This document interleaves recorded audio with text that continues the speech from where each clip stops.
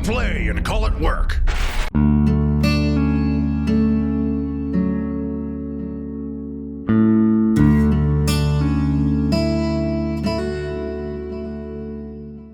Why do I love death? Well, this here is why I love death. I'm a huge fan of buying models that stay on the table. I pay a lot of money for these models. I don't want them to leave the table. Or, at worst, I want them to come back to the table.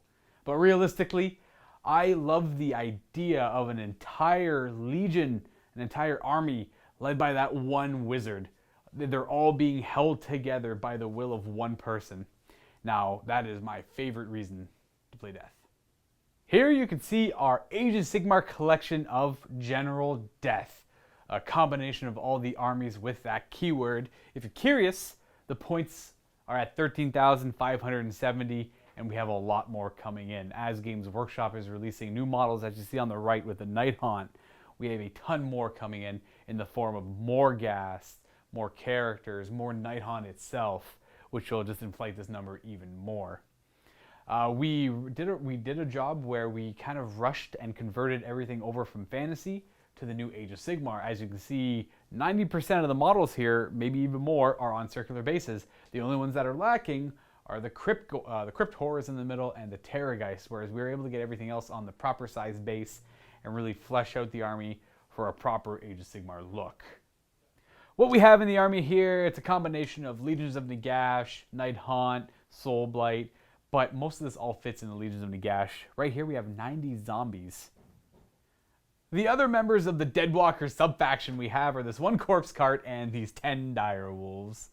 Next up, we have the representatives of the Death Rattle faction, which fit into the Legions of Nagash, as most other things do. Here you see 67 skeletons. 20 Grave Guard that also fit into Death Rattle. Lastly, the White King. Now we have the more unique Flesh Eater Corps, who are under the delusions of they're not dead. They're still their honorable knightly houses that they used to be before. We have 20 ghouls, 12 Crypt Horrors, and 1 Vargulf, and they are separate of the Legions of Nagash. They are on their own. The monstrous beasts of the Flesh Eater Corps. 2 zombie dragons and a Terrorgeist, with a Terrorgeist being ridden by a mighty Ghoul King. The Soulblight represent the more elite of the General Death faction. They are special agents of Nagash. They are his spies. They are his main resource to influence human society and the Free People Society. We have 7 vampires. 10 Blood Knights, which represent the elite guard of the vampires. The other battle line options for Soulblight would be the 6 Bat Swarms and 7 Fell Bats that are used to swarm your opponent's back lines. 9 Vargeists, which are the tormented and blood-hungry vampires that have been tortured, followed up by the Coven Thrones that carry around the alluring female vampires. For the elite of the elite, we have the Vampire Lord atop the mighty Zombie Dragon to lead the other forces of the Soulblight. Moving on to the more spooky side of things. We have the Night Haunt faction, which is the new major faction of Death, and our collection is quickly growing with a combination of the new models and the old. We are at 40 Chain Rasp right now. We have 10 Glavewraith Stalkers. Only 8 out of the 10 Reapers needed to make a unit, so we're getting there. 15 Spirit Hosts to flank your opponent's lines. 10 Spirit Hosts to strongly hold the center of your lines. They're not going anywhere. For leadership, we have 3 Tomb Banshees and 6 Cairn Wraiths. 2 Lord Executioners, 2 Spirit Torments, and 2 Guardian of Souls. 1 singular Knight of Shrouds, and 2 accompanied by steeds of the Ghost variety. And 2 of the most vicious models you might ever see are these Mourn Ghouls that accompany the Night Haunt into battle. An older black coach that Lee has converted from modern use in Age of Sigmar. The leader of all the Night Haunt, Lady Olinder, the Banshee Queen. To lead all of Death in battle, we have the right hands of Nagash, the 3 main Mortarchs, his mightiest generals. The God of Death himself, Nagash, titled the Supreme Lord of the Undead. Overall leader and king and god of all undeath. All souls are Nagash's. They are his by right. Don't leave home without him. A main reason I'm a huge fan of Death in Age of Sigmar will tie back to my love for Death in Warhammer Fantasy Battles. A little bit of a background as to why I love them so much. Well, it's pretty easy. I played a lot of 40k, love Necrons, if you're familiar. What ended up happening, though, was I always wanted to get into fantasy, except the models were very expensive and the rules were very intimidating. Games Workshop had come up with Age of Sigmar, and me and my friends had thought that was a perfect reason to get into the game. Lower model count, easier to play, much easier to pick up as well. So I did. I went out, and I always wanted to play the Vampire Counts from Fantasy because I always loved the idea of an entire army being led by that one model. You had your unstoppable vampire out front, leading from the front, your entire legion of undead that were nigh impossible to get off the battlefield. And that was an easy win for me because I had the same playstyle in any other game if I could possibly get that.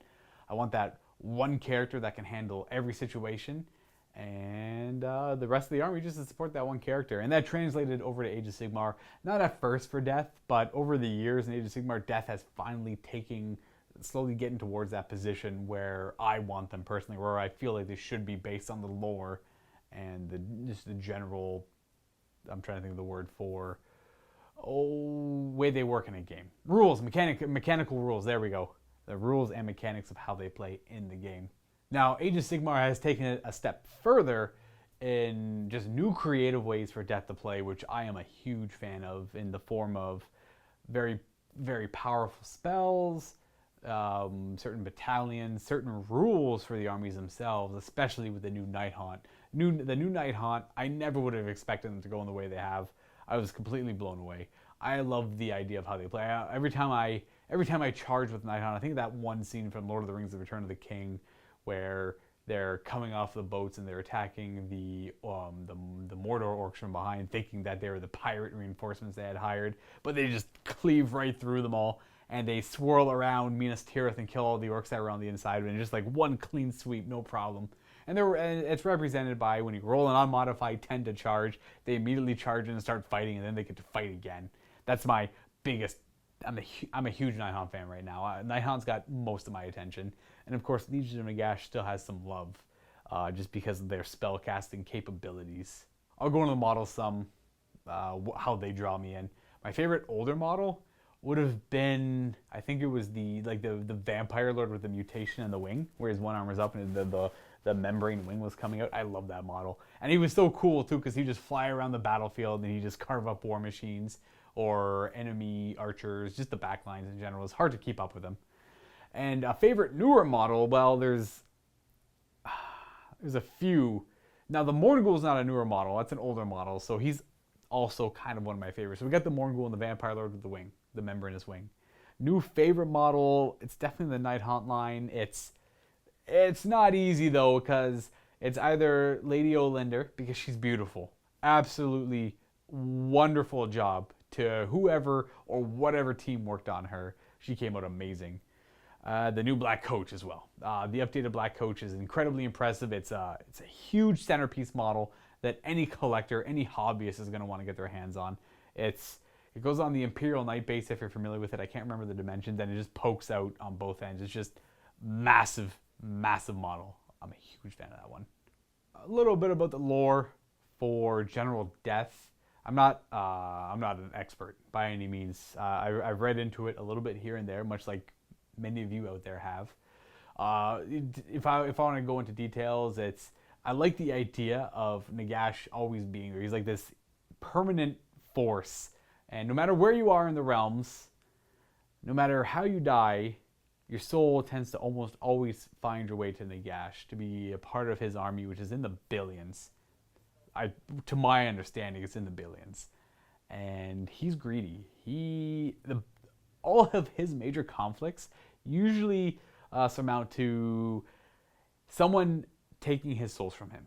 If you look at any of the novels, it's that. Like, why is Nagash fighting this guy? Well, why is he fighting Sigmar? Well, Sigmar is taking the souls to make Stormcast Eternals, and Nagash doesn't like that. Those souls belong to him.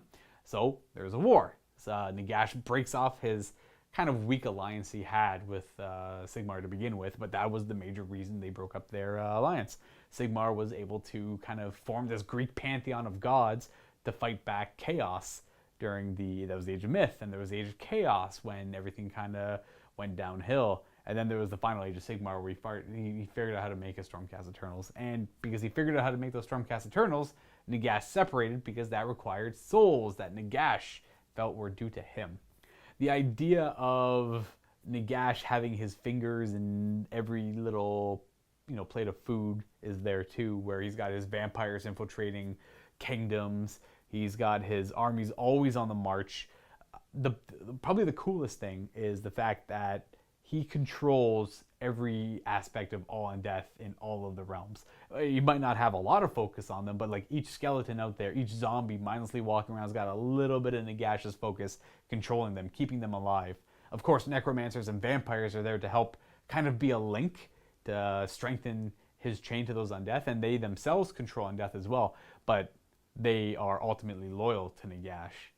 So it's just like this giant pyramid scheme that kind of leads all the way up to Nagash, and he's just like he's the supreme lord of the undead. He controls everything. He is a literal god, and I love nothing more that there's a model you can put on the tabletop to represent that in the very balanced form of Nagash, supreme lord of the undead. During Age of Sigmar's first rendition, I played mostly Death. I greatly enjoyed them. But with this new release of second edition, they hit the nail on the head. They nailed it for Death. Death is perfectly represented, I believe, with the new Battle Tomes of Nighthaunt and Legions of Nagash, and the way that the new summoning works, and just the fact that your opponent thinks he kills something for it to only return the following turn if you so choose, if you want that. And it literally represents the endless numbers that Nagash controls, and that any battle against them is full of despair. There's no hope. You try and get what you need done and leave, because all you're doing is adding fuel to the fire with your own bodies that die. They just add to his own armies. And that is why I love Death. Now you know why I love Death. Why don't you leave a comment below as to why you love Death? Start a discussion. Share your favorite moments, share your favorite models, all of that.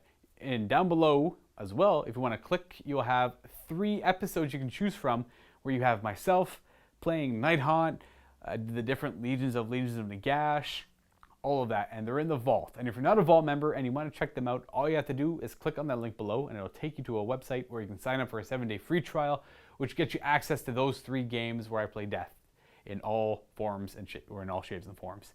And it's again 7-day free trial, money back guarantee after 30 days as well, so it won't cost you a dime, and it gets you access to the other thousands of videos we have in the vault, such as the rest of the Age of Sigmar games, narrative campaigns, 40k narrative campaigns, and painting tutorials with Chris and Janine. Happy wargaming, viewers.